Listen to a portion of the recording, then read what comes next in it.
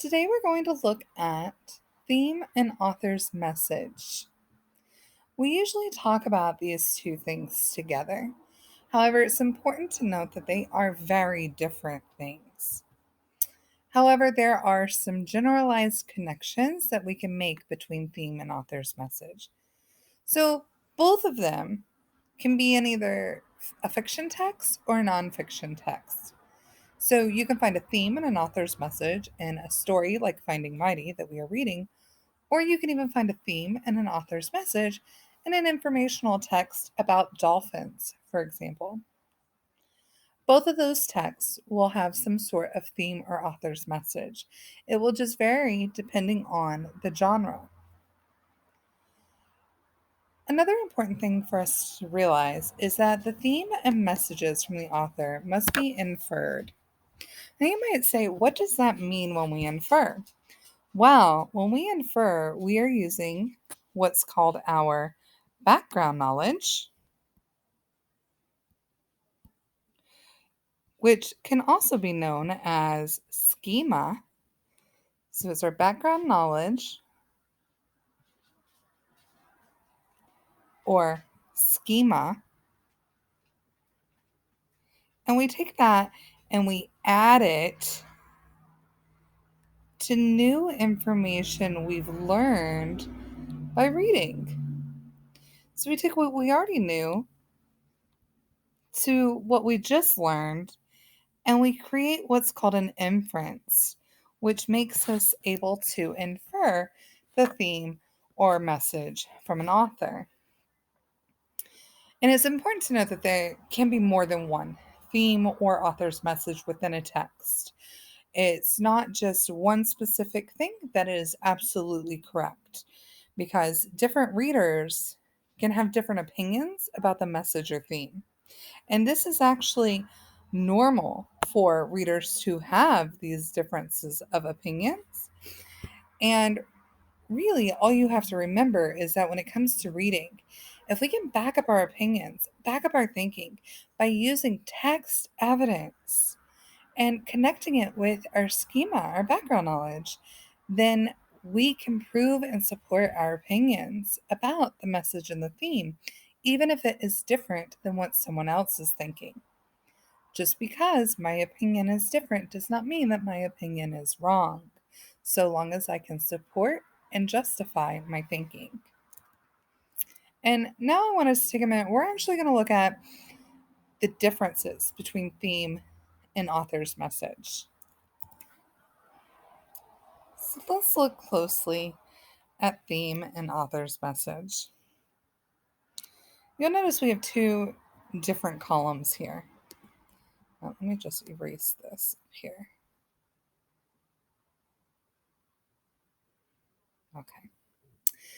We're going to start by focusing in on author's message. And we're going to start here just because it's a little shorter. So it'll be easier for us to go through this information. So the author's message is just that, it's a message from the author. But basically, it's what the author wants the reader to learn from reading the book. So it's what the author wants the reader to know, to learn. So think of author's message here as a specific lesson learned.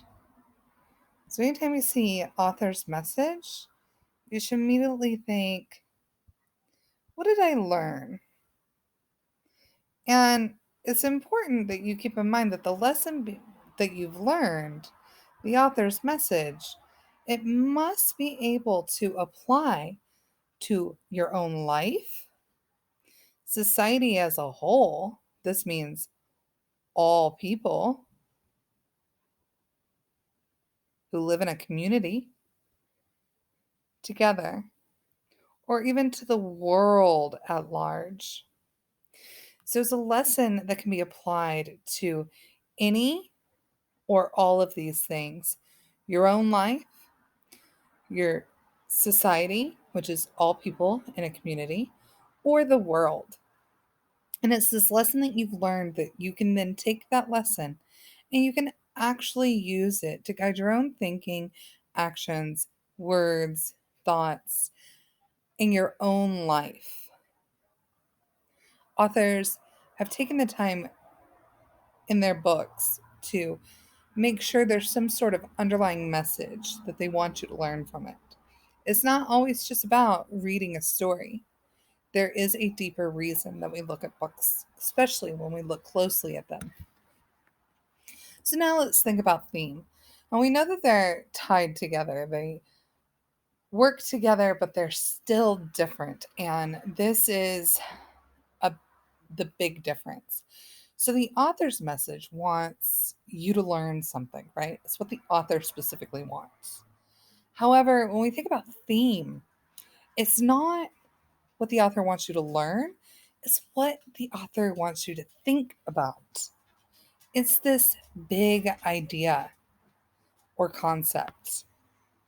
And when we think of a big idea or concept and we're thinking deeply about this thing, we want to recognize that it usually reflects human challenges and social issues.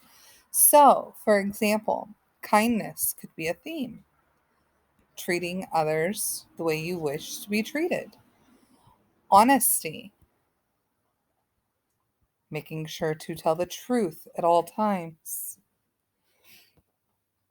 equality can also be a theme where everyone has access to equal opportunities in life.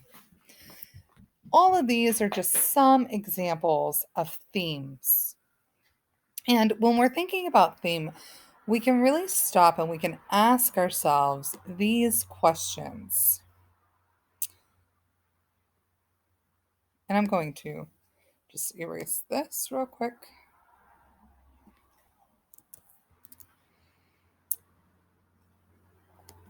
So we stop and we think about theme.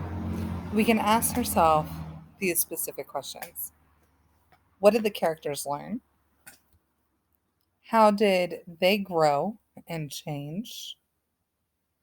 And we know when we look at characters that any character that is growing and changing is a dynamic character. So when we're thinking about theme, we want to specifically focus on our dynamic characters, our characters that experience change and learn lessons throughout the text.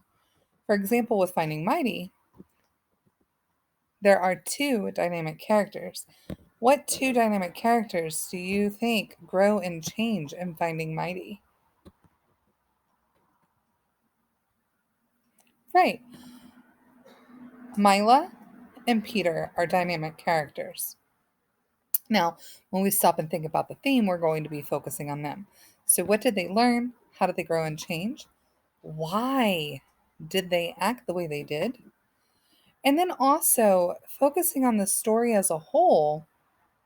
What's different at the end of the story from the beginning? And what stays with you after the story is over? So, what is that big life lesson or big idea that can be applied to human challenges or any social issues? What stays with you when you're done reading the story? That is your theme.